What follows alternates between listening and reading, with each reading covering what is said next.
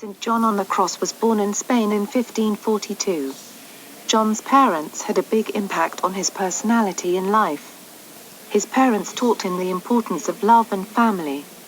Although, when John was a boy, his father was ungrateful to his mother. John's father married a weaver's daughter, which meant that his family was so disappointed in him. His father gave up wealth, status, and comfort. After John's father died not soon after John was only a child, his mother was in desperate search of a job to pay for the two of their expenses. These were only just a few things John had to sacrifice in his early years of life. Once his mother finally found work, the two of them could live a better life, but John still went hungry most of the days he was alone while his mother was off working. When St. John on the Cross was only 14 years old, he took a job to help his mother as a caretaker for patients at a hospital. By doing this job, John learned something. He learned that life is precious and that we should be grateful for the happiness we get to experience in this world. Not long after that, John joined something that would change his life forever. He joined the Carmelite order.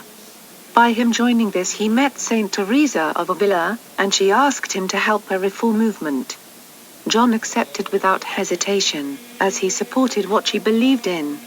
Saint Teresa of Avila believed in that the order should be returned to the life of prayer it's supposed to have.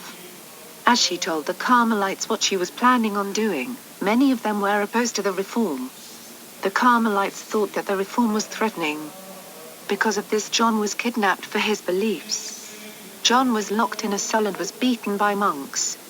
John thought to himself during this time, "I have nothing else but God."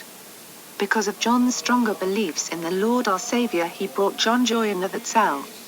After 9 long and cruel months, John finally escaped that cold cell by unscrewing the lock in his door. While John was in that cell, he wrote a mystical poetry during that time he had alone. John made sure he wouldn't forget those writing when leaving the cell. When John came out of the cell to outside, he didn't have a clue where he was. He found a dog and followed him to civilization.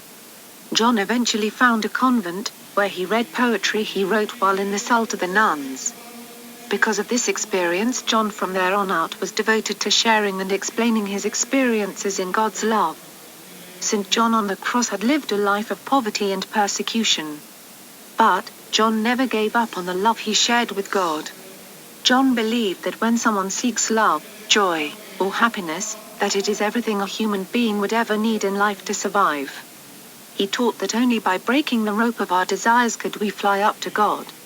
Which means that if we try our best to be a good human being and live a life sharing the good news, then we shall one day be reunited with one true God. The most important attribute that St. John on the Cross had was his concern for others who have less than him or people who were suffering in life. All he wanted to do was try to help them understand that when you stand by something or someone like God and try to be the best human that you can possibly be, he will help you in return.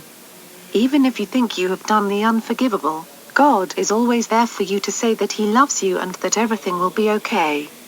St. John on the Cross was a saint because throughout his whole life he was trying his hardest as a human, living up to the name on the cross, which is a symbol of Jesus, because of him dying for us so that we can have eternal rest on the cross. John's feast day is December 14th. He was honored as a doctor of the Church since 1926. He is sometimes called the mystical doctor, as a tribute to the depth of this teaching on the soul's union with God. St. John on the Cross died on December 14, 1591.